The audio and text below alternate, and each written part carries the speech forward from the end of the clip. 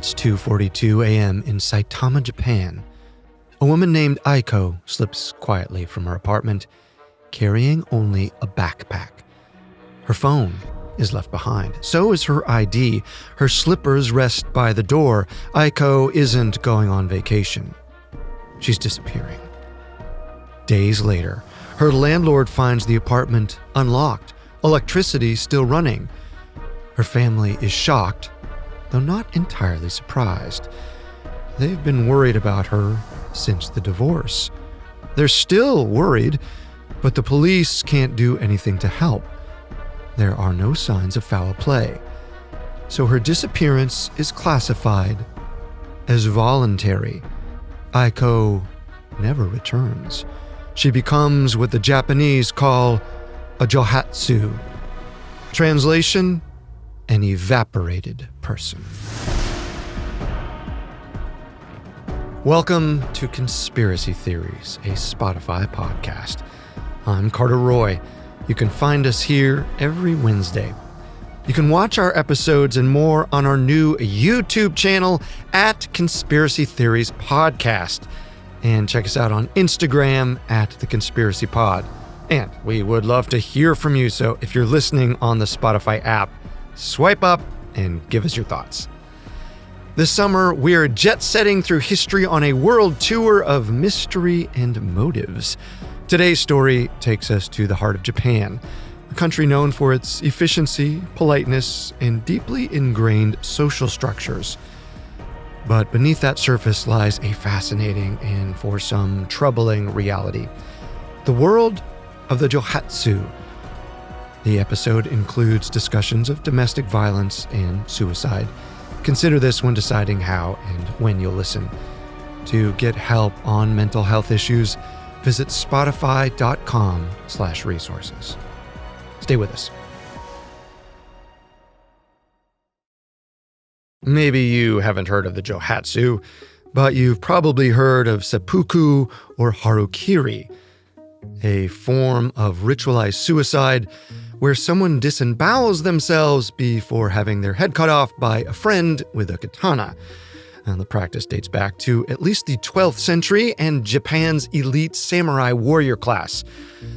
The proper etiquette for conducting the ritual was kept hidden for hundreds of years, but some how-to manuals were translated into English in 2025, so we have new insights into how everything was supposed to work.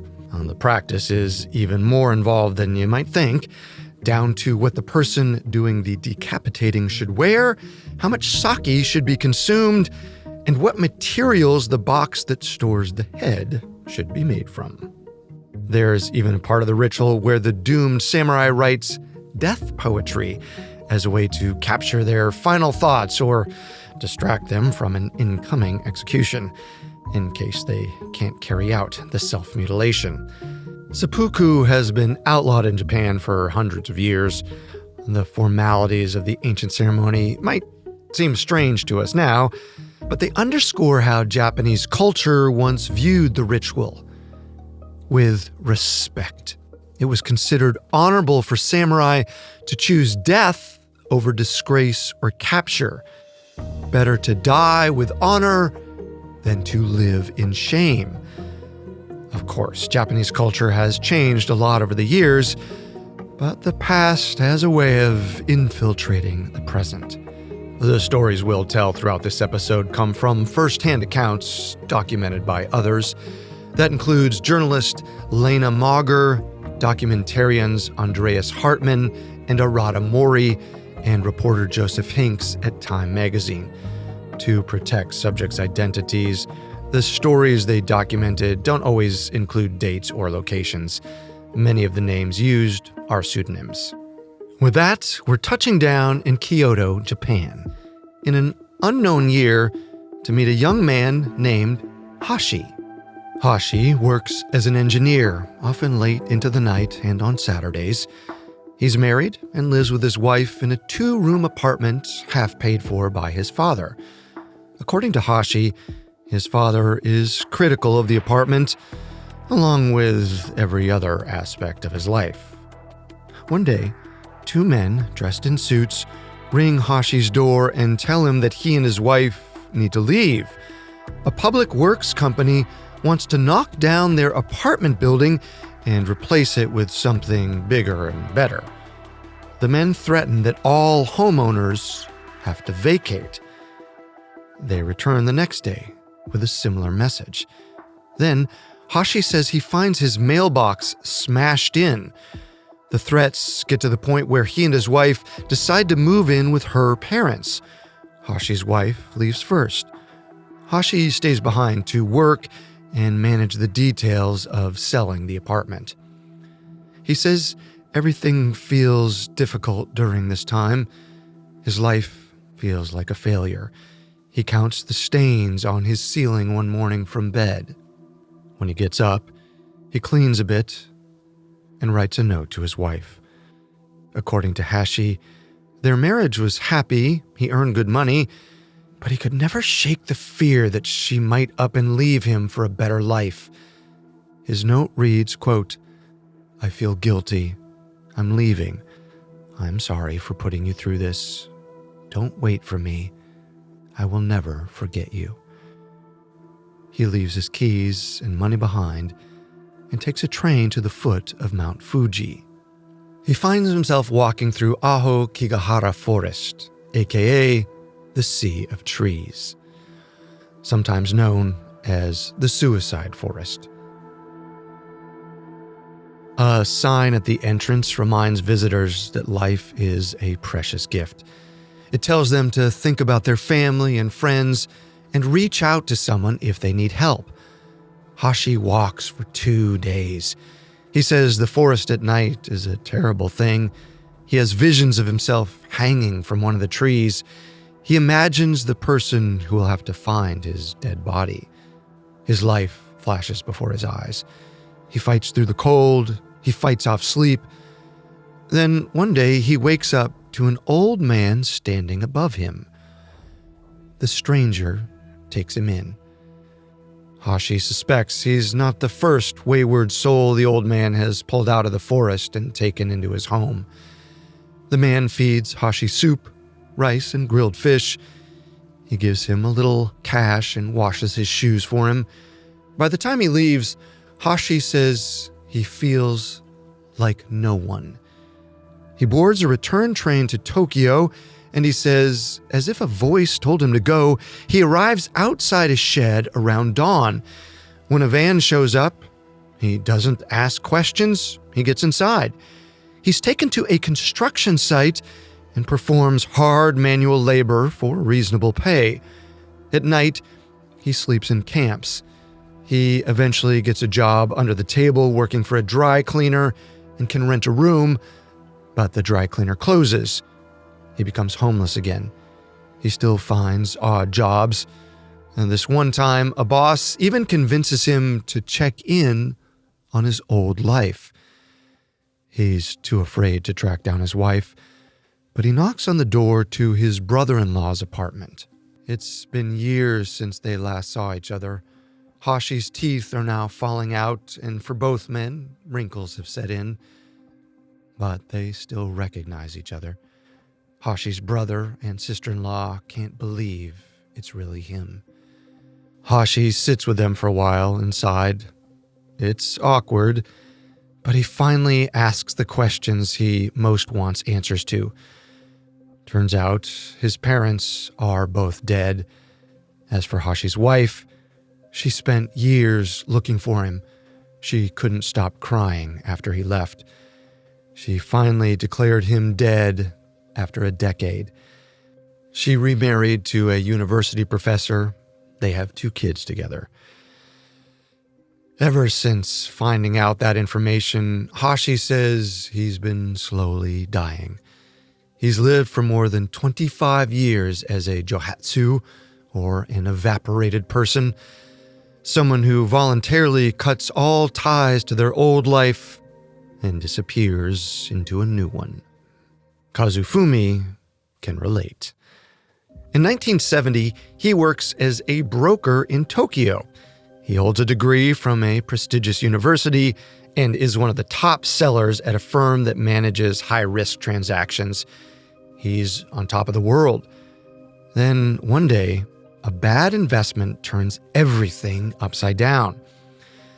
After he loses his clients 400 million yen, or around $3 million in 2025, he basically becomes a pariah. Ashamed of his fall from grace, Kazufumi wakes up one morning and walks away from everything. Without telling anyone in his life, he boards a train and disappears. He takes a new name and works odd jobs for cash under the table. He eventually rents an apartment anonymously and begins his own small business disposing of city waste. He starts with dead animal corpses and graduates to human remains and industrial and electronic waste. Kazufumi's family doesn't forget about him. His father, a cop, leads an investigation into the wilderness to look for his missing son. They hand out flyers on the streets and even hire a personal investigator. They're not the only one searching. Kazufumi's debt collectors are also on his trail. But there's not much they can do other than give up if no one ever finds him. By the time he launches a new business venture, it's been more than a decade since he vanished from his old life. His company becomes a yonigeya, which has been translated to fly-by-night shops or night movers. In Japan, people pay these businesses to make them disappear. Imagine calling a moving company, not to transport your furniture across town to a new residence, but to make sure no one ever finds you again. That's the concept behind yonigeya, or night movers. They're surprisingly not very difficult to find. A quick internet search will lead anyone to their very public websites. Some night movers have even sat down with news outlets to share some details of their operations. In 2017, Time magazine spoke to the CEO of a night moving company named Saita. At the time, she said her team services cost between $450 to $2,600. Factors that influenced their pricing included how far a client wanted to travel, how much stuff they planned to take with them, and if there were any kids involved. Estimates for other companies have been as high as $20,000, and that was back in 2003. Saita told Time that her company received 5 to 10 inquiries a day and helped between 100 and 150 people disappear each year. Logistics vary based on the individual client's means and needs. In some cases, night movers might empty the person's entire home. In others, the client escapes with a bag and little else. With crews of movers on hand, jobs can take as little as 15 minutes. Owners of a yonigeya say speed and efficiency are key to not attracting unwanted attention. So is discretion. In certain cases, companies won't tell their clients what the escape plan is until the day before. More involved moves, though, require participation and careful planning ahead of time, with teams of agents conducting stakeouts and arranging pickup locations that won't raise any eyebrows. One job could look like a client slipping out of their house and into a getaway car while their spouse takes a bath. Another could involve night movers posing as secondhand shop workers and buying a bunch of furniture off a client and then returning under the cover of night. In really serious cases, they might sweep the person's home for surveillance tools like wires and bugs to ensure they're not followed. And leaving home is just one part of the process. Most night movers also consult with their clients on how to stay hidden. They have access to their own collection of leases, cell phones, and cars registered under different names. To make their clients more difficult to find, They may take out dummy cell phones or redirect mail to fake addresses. Some work with the government to make sure all new information stays private. They'll even handle the paperwork to ensure all strings are cut to their clients' past lives. That includes divorce filings. Night moving saw a boom in the 90s when Japan's real estate market burst and the country entered an economic crisis. While night movers can make it easier for someone to vanish from their lives without a trace, not all Johatsu use their services. Some simply take matters into their own hands. Japan has multiple how-to guides on the subject, including one book titled Perfect Vanishing, Reset Your Life, and another called The Complete Manual of Disappearance, which has the tagline, Abandon Your Sad, Pathetic Reality. There are no official numbers for how many people go missing in Japan each year.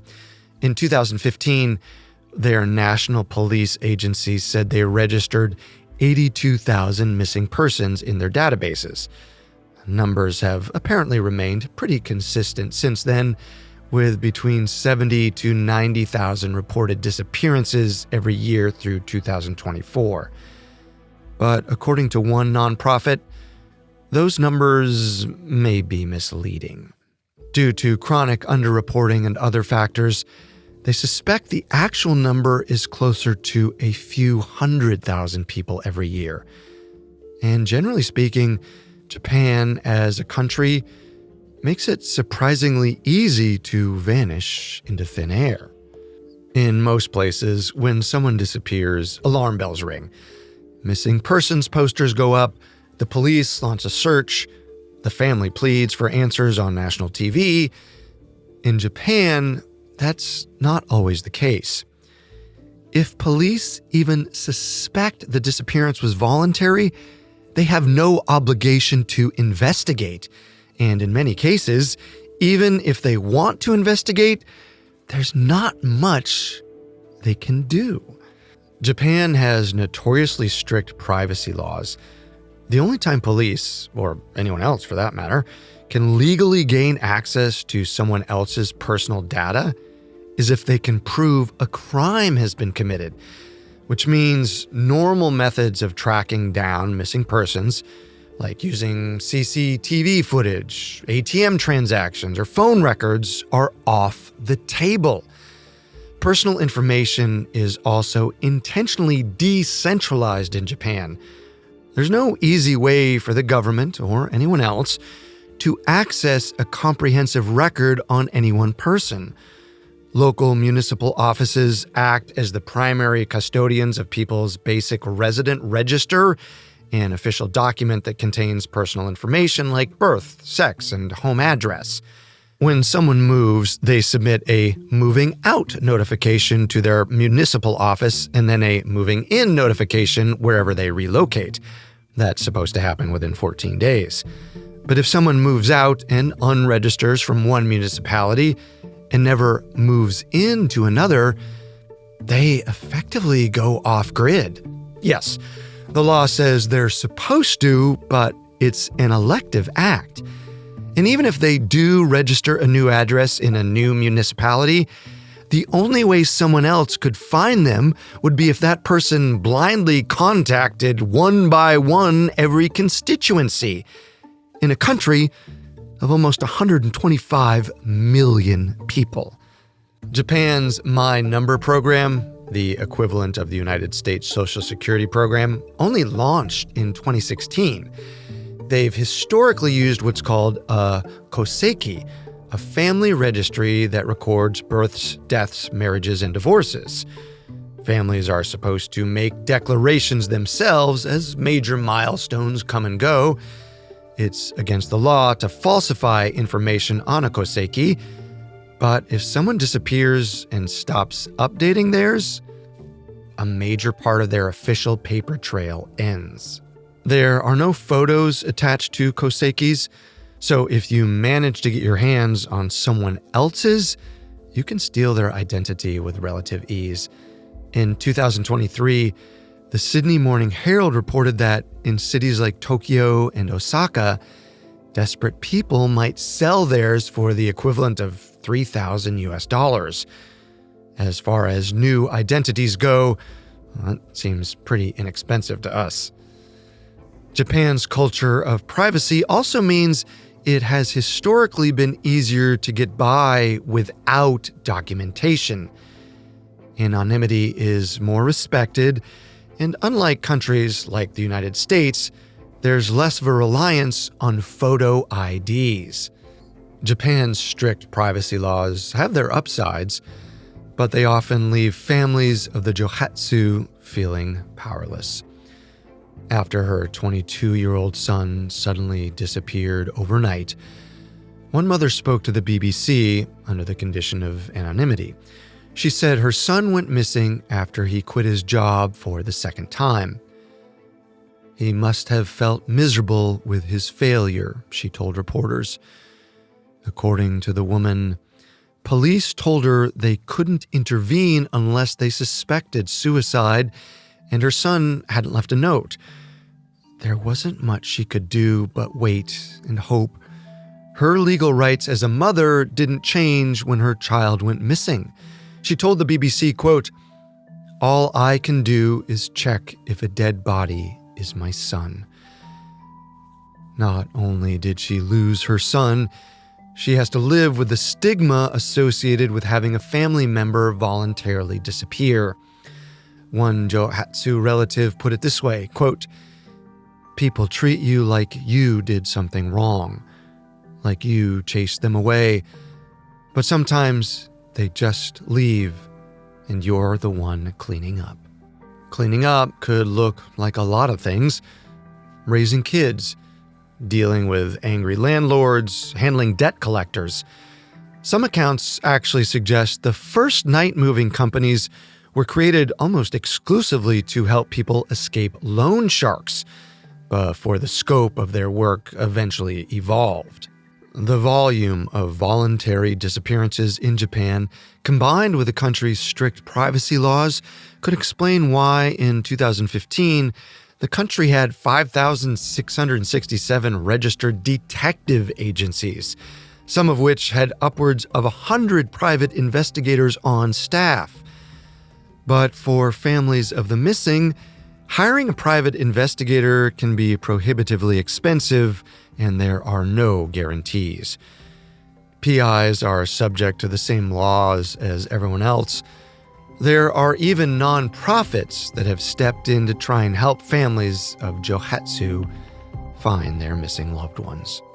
Now, we've covered 2 Johhatsu cases so far.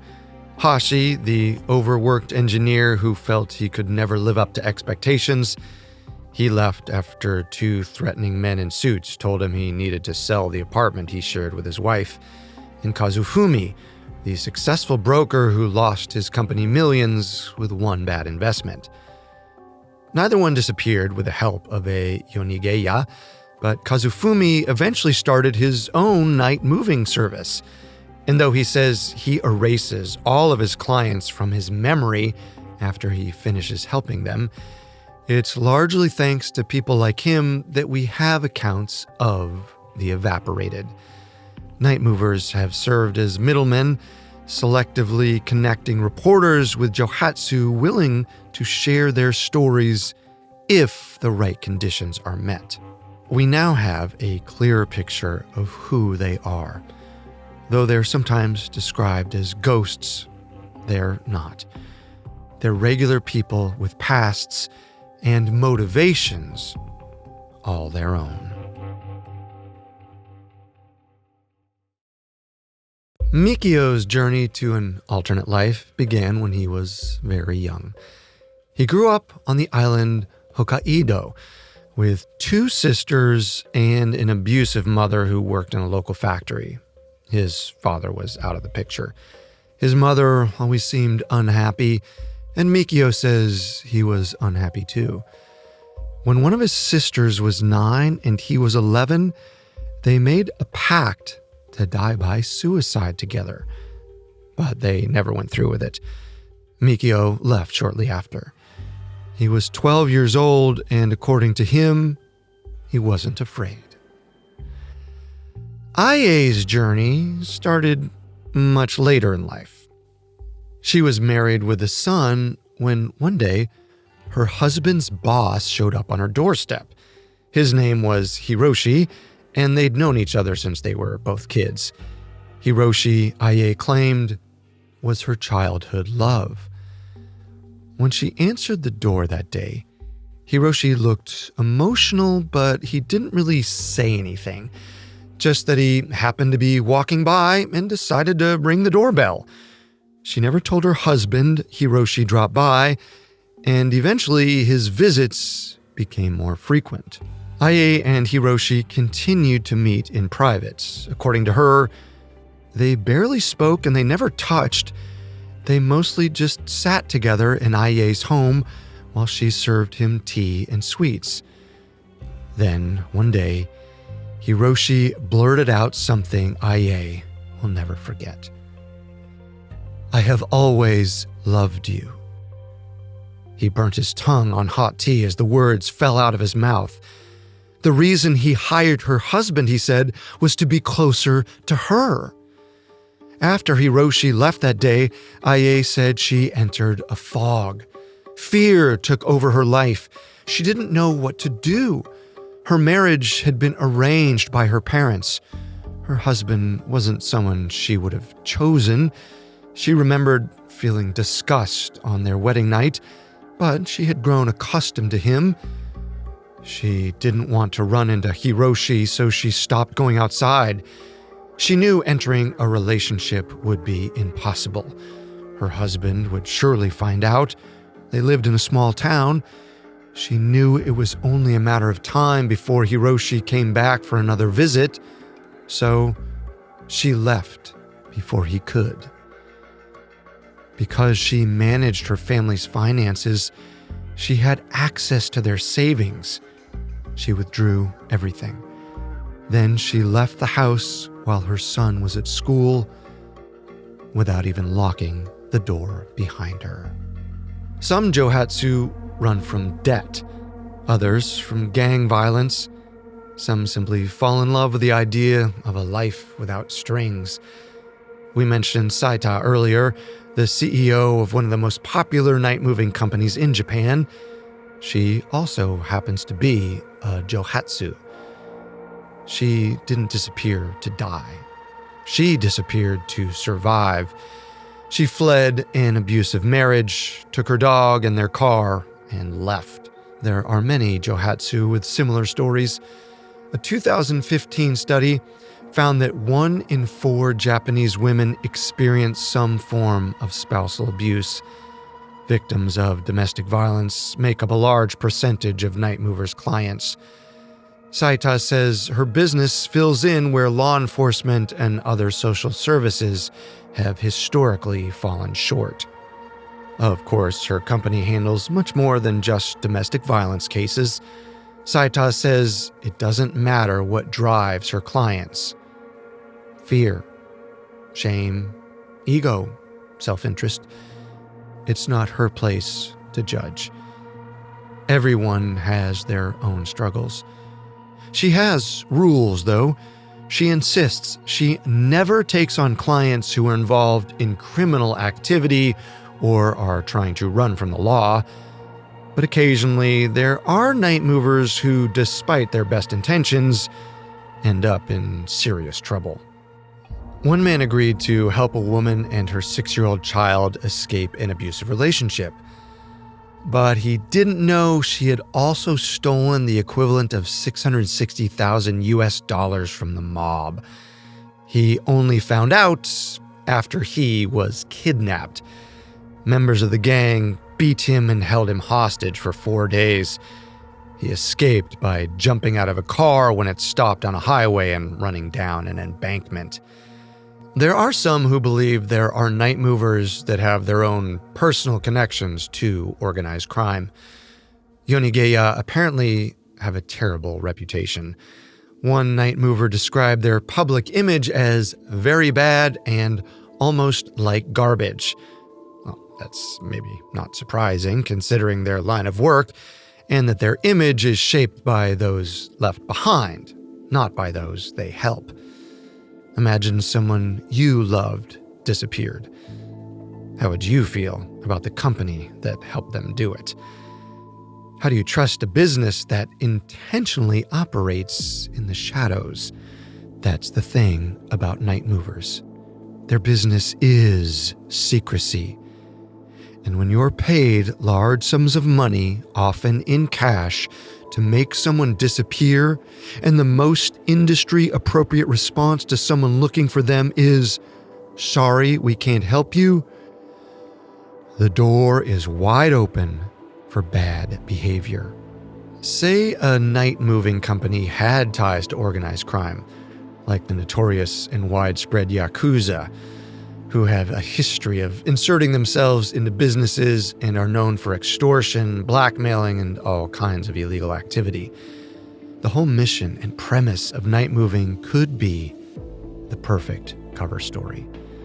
A night mover could just as easily hand a client over to their debtor as they could help them escape. Or imagine if they wanted to assist in labor trafficking. When the goal is to erase someone from society, the possibilities can be chilling. Of course, if there are criminal night movers, they probably aren't talking to reporters anytime soon, so we can only really speculate.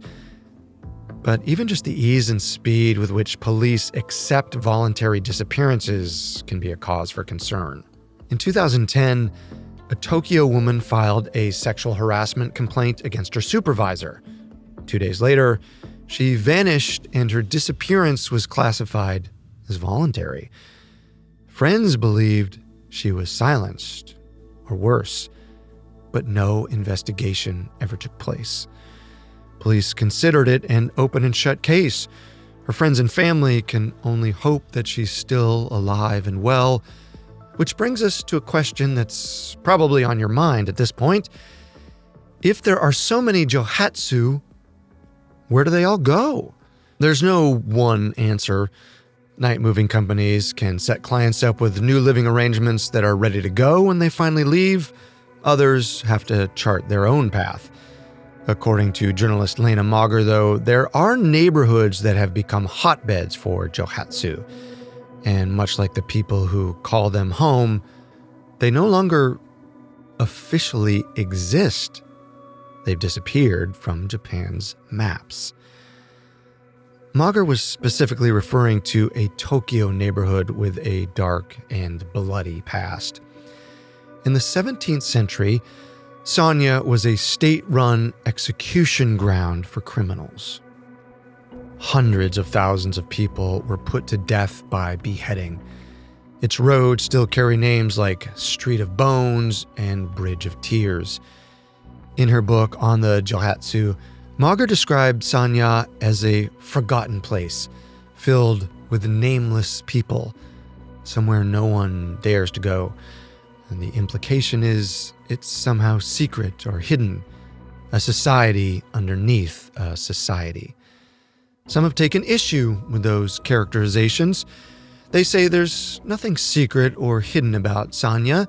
Yes, the neighborhood disappeared from maps in 1966. But there's nothing ominous or supernatural about the erasure. City lines were redrawn and its land was incorporated into surrounding districts. The move was likely made by city officials who wanted to avoid any stigmas associated with the name and encourage new investments. If you've lived in a major city long enough, you've likely seen something similar. Sanya also isn't unique. In Osaka, there's a neighborhood called Kamagasaki. In Yokohama, there's Kodobukicho. They're impoverished areas with large, unhoused populations, places where it's easier to participate in Japan's thriving underground economy. People can find work without identification and rent a room by the day, week, or month. That's why many Johhatsu do end up in these neighborhoods. Life can be incredibly difficult, but many don't see another option for themselves given the choice they made to disappear.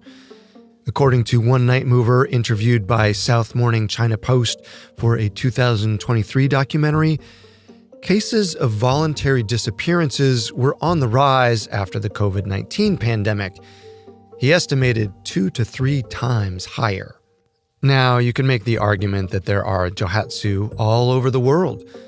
Voluntary disappearances certainly aren't unique to Japan. Neither are the neighborhoods many Johhatsu end up in. But there are particular cultural factors some say act as driving forces, like the value the country places on social uniformity. There's an old Japanese adage that goes, "The nail that sticks out gets hammered down." As a society, some claim there's little patience for stepping out of line and few opportunities for second chances. Some also point to the value the Japanese place on academic and career achievement. Work hours are long and vacation days are limited. There's actually a phenomenon in Japan called karoshi, or death by overwork. According to reporting by Time magazine, about 200 people officially die from overwork every year. And some estimates suggest the number may actually be closer to 10,000. Then there's Japan's relationship to propriety, shame, and failure. We started this episode with ritual suicide. Better to choose death with honor than live life in shame. Evaporating is kind of like a third option. Better to disappear. It's the death of a life, and what really makes the Johhatsu so unique to Japan is how easy the country makes taking that option. They've quite literally built a commercial pipeline to facilitate the process, protected by their dedication to privacy.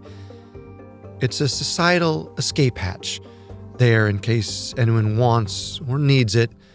Doesn't matter their reason. Vanishing can cause chaos for those left behind, heartbreak, confusion, and there's certainly no guarantee that a new life will be any better or easier. In fact, many accounts suggest just the opposite. But the thing is, the agency and autonomy exists for people to make that choice for themselves. When reflecting on their decision to disappear, here's what some Johhatsu said. "I was sick of the world, but I didn't have the courage to die. I left an impossible love. I fled a label. I wanted to get some air. When happiness is lost, it is never recovered. Leaving was the first time I chose myself. Fleeing is a fast track toward death. I'm not afraid of anything." That last one is from Mikio, the boy who left home when he was 12. He said those words after he allowed his picture to be taken. His life, he said, was filled with highs and lows. He lived on the street until wartime military police caught him and made him work in a plane factory. Then he worked construction sites for no pay. Then as a garbage man for meager pay. He witnessed battles, death, slept on cardboard, oscillated between having shelter and not. He eventually found a community in a small boarding house. With the help of a friend, he tracked down his sister, the one he once made that suicide pact with. They reconnected, walking along a beach, holding hands. It had been 65 years since they last spoke. Not all Johhatsu stay missing forever.